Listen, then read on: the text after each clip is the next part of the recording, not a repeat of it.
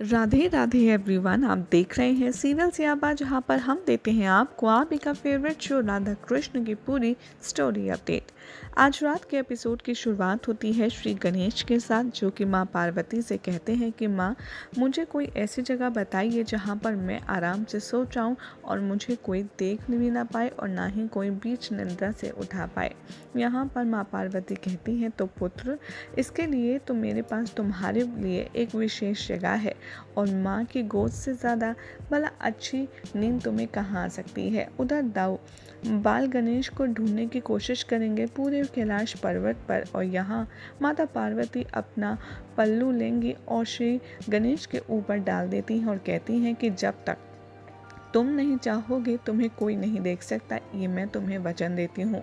और अपनी शक्तियों से भगवान गणेश के ऊपर कुछ ऐसा कर देती हैं जिसकी वजह से दूसरे इंसान को देखने पर माँ पार्वती का सिर्फ पल्ला दिखता है, उसके नीचे सोए हुए गणेश जी नहीं। दाऊ यहाँ पर इधर उधर ढूंढते हैं और कहते हैं कि पता नहीं बाल गणेश कहाँ चले गए हैं, मैं तो उन्हें देख देख कर थक गया हूँ। और जबकि बाल गणेश उनके सामने ही सो रहे होते हैं, तभी वो मदद के लिए नारायण का नाम पुकारते हैं और कहते हैं, हे नारायण, अब आप ही मेरी सहायता कीजिए। यहाँ पर नारायण कहते हैं कि मैं आपकी सहायता नहीं कर पाऊँगा, लेकिन कोई है जो आपकी सहायता अवश्य करेगा। दाऊ यहाँ सीधा सोए हुए कृष्ण के पास आते हैं और कहते हैं कि कृष्ण, तुम ही बताओ कहाँ है बाल गणेश, मैं तो ढूंढ ढूंढ कर थक गया हूँ, अब मुझसे नहीं होगा। नारायण के रूप में भी कुछ मेरी सीमाएं हैं, दाऊ मैं आपकी मदद नहीं कर सकता। ये सुनकर दाऊ बहुत ही ज़्यादा क्रोध करते हैं और कहते हैं कि देखो, तुम मुझे बता रहे हो कि बाल गणेश कहाँ है, या फिर मैं राधा को बुलाऊं और वो तुम्हारे ऊपर जल डालेगी और फिर तुम्हारी निंद्रा भंग हो जाएगी।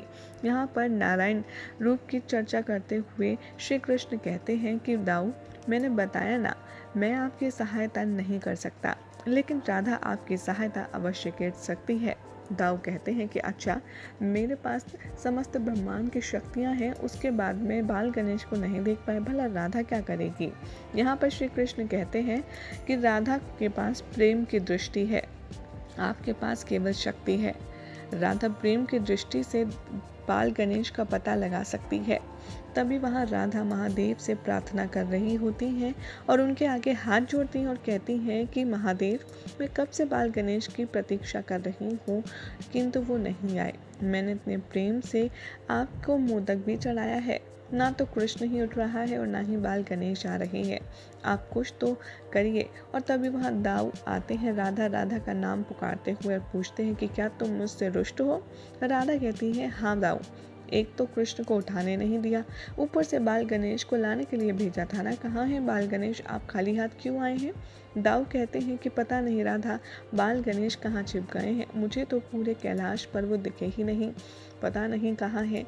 राधा कहती हैं कि दाऊ, आप भी कमाल करते हैं, एक पुत्र कहाँ है उसकी माता को तो अवश्य पता होगा, आपने माँ पार्वती से क्यों नहीं पूछा। बलराम दाऊ ये सोचकर बहुत ही ज़्यादा प्रसन्न होते हैं और हैरान भी होते हैं और कहते हैं कि हाँ, वैसे तुम सही कह रही हो। उधर राधा बलराम दाऊ को प्रसाद देती हैं और कहती हैं कि आपको माँ पार्वती से पूछना चाहिए था, उन्हें तो अवश्य ज्ञात होगा कि उनका पुत्र भला कहाँ छुपा है। जैसे ही राधा ये कहकर जाने वाली होती हैं, बलराम दाऊ उन्हें रोकते हैं और कहते हैं, रुको, तुम प्रसाद तो ले लो, और उन्हें एक मोदक देते हैं। राधा वो मोदक लेकर अपने पल्लू में बांध लेती हैं। ये देखकर बलराम दाऊ कहते हैं कि राधा, प्रसाद खाने के लिए होता है, रखने के लिए नहीं, तुम अपने पल्लू में क्यों बांध रही हो।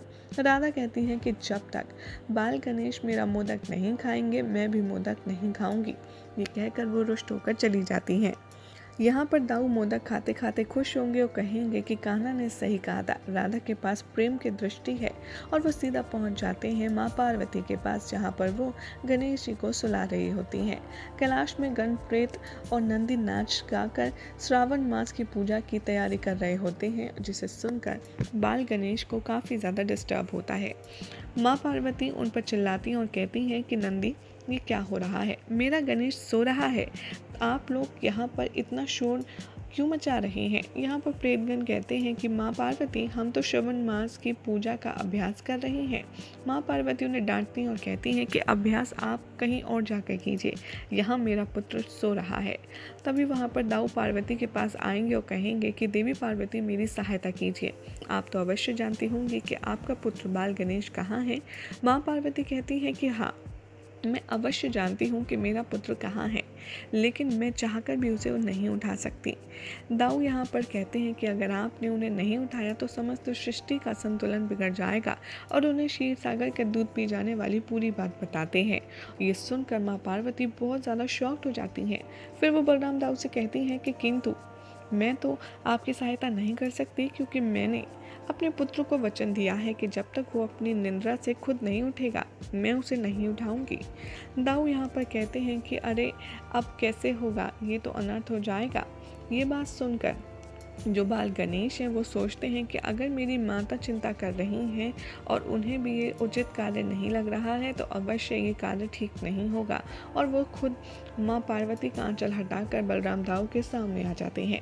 ये देखकर दाऊ बहुत ही ज़्यादा सरप्राइज होते हैं और उनके आगे हाथ जोड़ते हुए कहते हैं कि आप मेरे साथ क्षीर सागर चलिए, बैकुंठ में जाकर के आप समस्त दूध लौटा दीजिए। गणेश जी नहीं मानते, कहते हैं कि नहीं, आपने मेरी बात मानी थी, आपने मुझे मामाश्री को उठाने दिया था, जो मैं आपकी बात मानूं।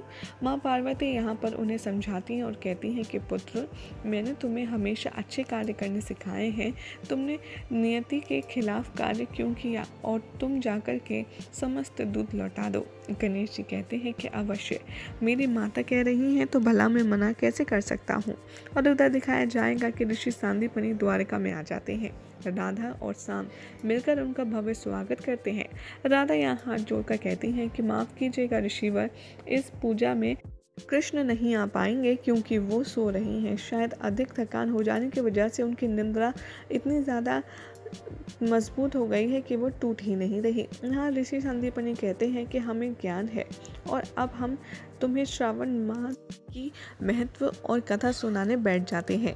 यहाँ दाऊ कहते हैं, श्री गणेश को बैकुंठ में ला करके चलिए बाल गणेश, आप जल्दी से समस्त क्षीर सागर का दूध लौटा दीजिए। गणेश जी कहते हैं कि आपको एक वचन देना होगा, और यहाँ पर वो पूछते हैं कि समस्त ब्रह्मांड में ऐसा कौन सा वादन है जिसकी ध्वनि सबसे तीव्र है।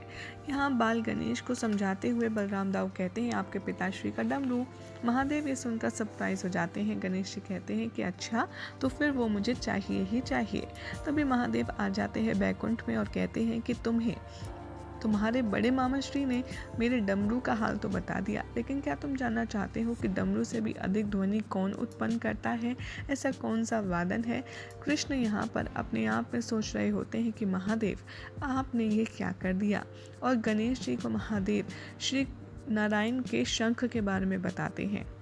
यहाँ पर गणेश जी कहते हैं कि ठीक है, तो मुझे मामाश्री का वो शंख चाहिए ही चाहिए। दाऊ कहते हैं कि बालक ही तो है, 5 मिनट खेल कर वापस कर देगा, और अगर वो थोड़ी देर खेल भी लेगा तो क्या हो जाएगा। गणेश जी के साथ में बलराम दाऊ ये डील कंफर्म करते हैं कि मैं आपको थोड़ी देर खेलने के लिए वो शंख दूंगा, जिसके बदले में आपको क्षीर सागर का दूध लौटाना होगा। गणेश जी खुश हो जाते हैं और सारा क्षीर सागर का दूध पुनः लौटा देते हैं। और दाऊ कुछ समय बाद यहाँ पर गणेश जी के हाथ में शंख रख देते हैं और कहते हैं कि कुछ समय बाद आप लौटा दीजिएगा। यहाँ बलराम दाऊ चले जाते हैं और उन्हें जाता देख गणेश जी कहते हैं कि यानी कि बड़े मामा श्री मेरी बातों में आ गए, अब मैं ये शंख बजाऊंगा और श्री कृष्ण मामा जी को उठाऊंगा। जैसे ही गणेश जी वो शंख बजाना शुरू करते हैं, उसकी ध्वनि इतनी तीव्र होती है कि समस्त ब्रह्मांड में सभी के कानों में गूंजने लगती है और सब परेशान होने लगते हैं।